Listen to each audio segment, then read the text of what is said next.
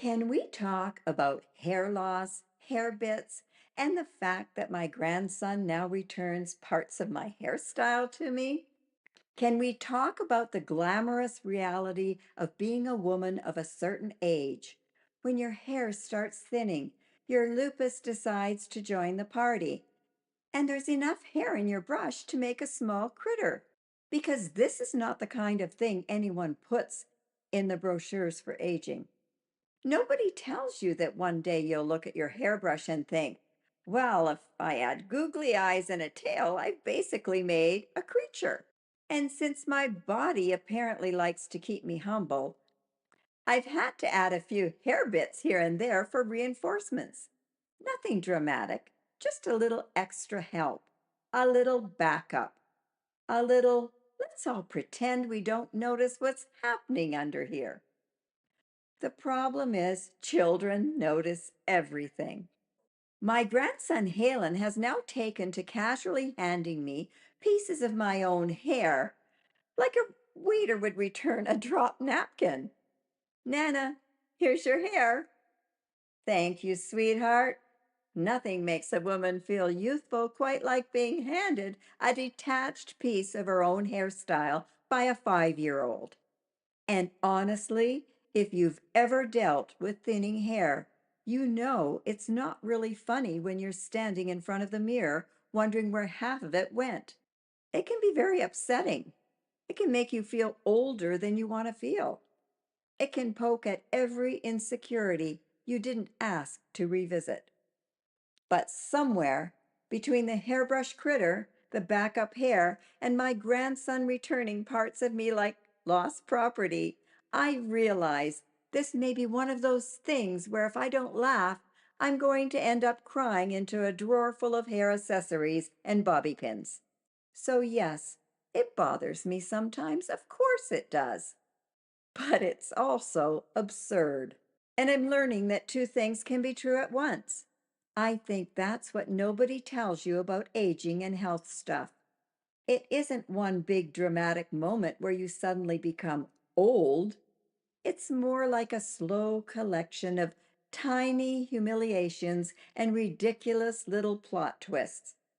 One day, it's your knees making noises like microwave popcorn. The next day, you're discovering your hairbrush could support life if given the right habitat. There are creams, there are vitamins, there are shampoos, making all kinds of promises. There are little sprays, powders, clips, and miracle products that all seem to suggest that if I just spend enough money, I too can once again have the hair of a woman in a shampoo commercial standing on a beach in white linen. Meanwhile, I'm just trying to get through the week without one of my hair pieces sliding off in front of company.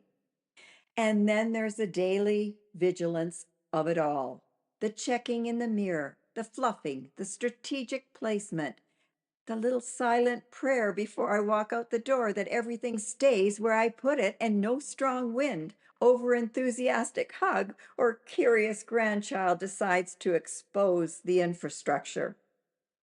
I sometimes think my hair situation is less beauty routine and more like a small home renovation. And of course, because life enjoys a sense of humor, the one person least likely to be delicate about any of this is a child. Children are not interested in preserving your dignity. They are there to observe, report, and move on. My grandson doesn't say these things to be funny or unkind. He says them with the calm professionalism of a tiny lost and found clerk. Nana, here's your hair. As if I've simply dropped my scarf in the hallway, as if this is a completely normal exchange between people, as if grandmothers have removable accessories and a 5-year-old assigned to quality control. And the thing is, once I get over the initial sting of it, I have to laugh because what else am I going to do? Sit him down and explain that Nana is currently engaged in a quiet battle against age, hormones, lupus, gravity, and a hairbrush full of evidence? He's 5.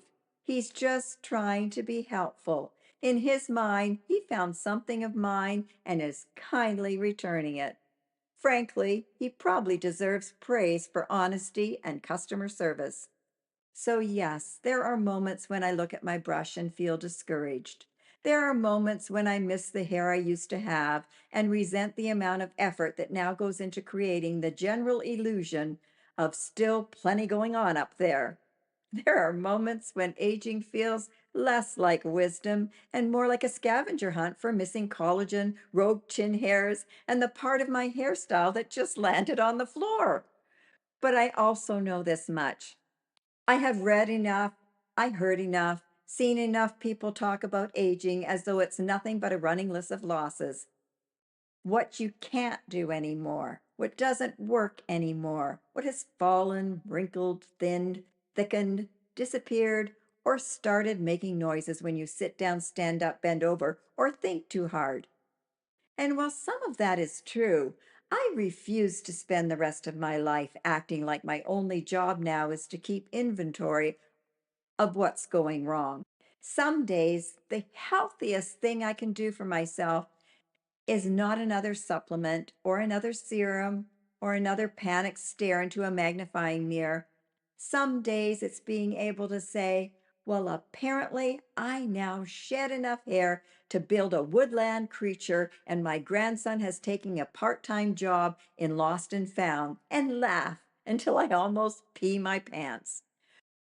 Because if I'm lucky, I'm going to keep aging.